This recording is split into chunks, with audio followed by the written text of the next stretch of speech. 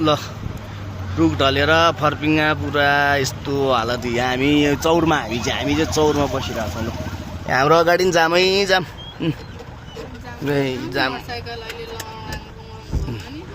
यता मोटरसाइकल लड्ने कार्यक्रम पनि भइरहेछ होइन। अब त्यो स्कुटर हेरौँ लड्नी सड्नी त्यही हो। अब यहाँ छैन सिचुएसन। ऊ रुख चाहिँ बिलाउँदैछ है। स्कुटर घुम्दैछ जाँदैछ ऊ स्केटिङ हान्दै। ल बाटो यस्तो छ के गर्नु मिलाउँदैछन्।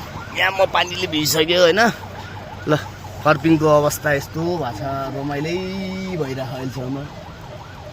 अब त्यो एम्बुलेन्सले बजाएर के गर्ने भने नि साइड दिने ठाउँ छैन। कहाँ साइड दियोस् त्यसले।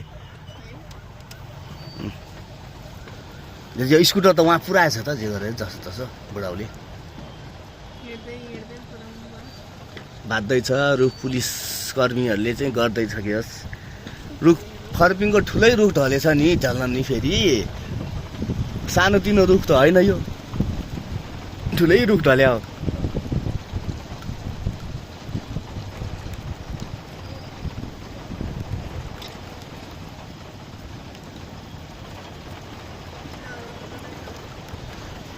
हामी पनि पानीमा भिज्दै बस्नु पर्ला जस्तो। यता पनि जामै छ। तल भन्याङ पुग्यो होला यो जाम। माथिको ढेबी पुग्यो होला। अब ढेबी कसरी जाने भन्ने कुरो हामी अझ जानुपर्छ। त्यहाँ फेरि अर्को बाइक छ अरे। अब यो कुन स्टाइलले जान्छ थाहा छैन। बाइक जो गइराख बाटो यस्तो चिप्लो छ। यहाँ गाडी त नजाने ठाउँमा 4वटा पाङ्राले त हामीले लान गाह्रो भइरहेछ। यो 2 पाङ्रे अब पुग्छ कि पुग्दैन आफ्नो गन्तव्यसम्म हेरौँ। रुख चाहिँ त्यहाँ भइरह रुख भाँच्यो त त्यो भइरह त्यो जाने रहेछ। ल बाइक एक्सपिरियन्स हुने रहेछ। बाइक चलाउनेको नि एक्सपिरियन्स चाहिँदो रहेछ।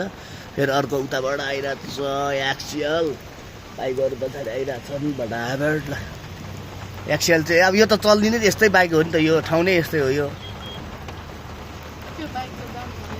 जान्छ यो त्यो यस्तै ठाउँको लागि बना बाइक हो यो। ल डोजरले बाँच्यो रुख बाँच्यो। ल बाँच्यो रुख बाँच्यो। ल रुख बाँच्यो। अब चाहिँ बाटो खुल्छ होला। झरैसम्म पुरै झरै फाले रहेछ नि। अब यो स्कुटरको हालत चाहिँ मैले देखिसक्यो। हालत के छ भनेपछि अब हेरौँ है त। उता नि हेरिदिएको तर लोड छ त्यसमा। ल झऱ्यो। न स्कुटी त गाह्रै हुन्छ नि यार।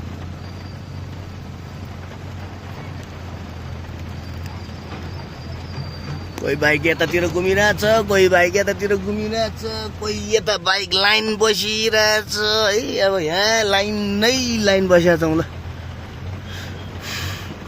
अब चाहिँ बाटो खोल्ने छाँटकाट भयो। बाटो खुल्ने जस्तो भइरह। अब हाम्रो पालाउनुलाई लगभग 5 मिनट 10 मिनट लाग्छ होला। बाटो अब स्कुल पुग्ने हामी स्कुलको भिडियो मात्र बनाएर कोही त्यहाँ भाइरल भएर भन्छ। हामी चाहिँ हुने कहिले हो है सिमरन। खै हाम्रो चाहिँ दिन आउने जस्तो छैन। खै हामी जाममै छौँ। डोजरले काम गरेर पानी छ यता।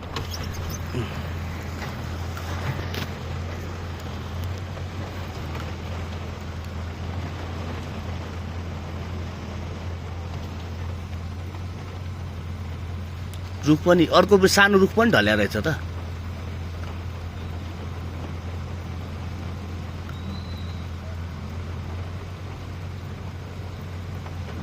भन्न डोजर हाम्रो रेडी पोजिसनमा छ र हो यार। दक्षिणकाली नगरपालिकामा स्ट्यान्ड बाई छ पो। यस्तो छ ल रमाइलो। यो पानी ठुलै फेरि पर्यो। पानी फेरि पर्यो ठुलो। किन ल बाटो खोल्ने जस्तो छाँटकाट देखियो। अब चाहिँ अब हामी चाहिँ फेरि अर्को एउटा स्कुटर झऱ्यो। ल अर्को जो स्कुटर हेरौँ कतातिर पछ्रिन्छ कि पुऱ्याउँछ त यसले भन्नेमा मात्र हो। हेरौँ कुदाइ अनुसार त यो लडाउँछै जस्तो लाग्यो मलाई। अहिले हल्का हुन्छ कि यो स्कुटी चाहिँ। यो चाहिँ विचार गरेर ट्याकट्याको भएर विशाल रहेछ यो। ल सिमरन बाठो रहेछ यो चाहिँ। ट्याकट्याकोबाट हिलो नभए ठाउँबाट गएछ। जाम चाहिँ कताको पहिला खुल्छ भन्ने मात्र कुरो हो।